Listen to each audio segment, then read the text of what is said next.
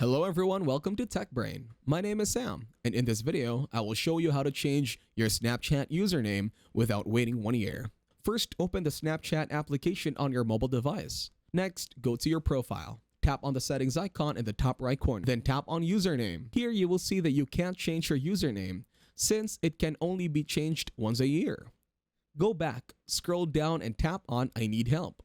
Search for change username. Tap on how to change my username on Snapchat.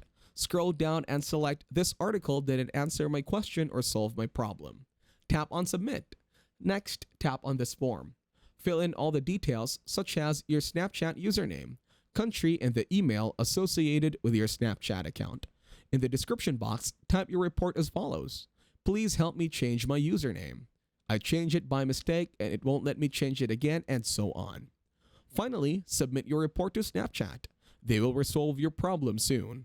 That is it. Thank you very much for watching. Please make sure to leave a like and subscribe to our channel. Have a nice day.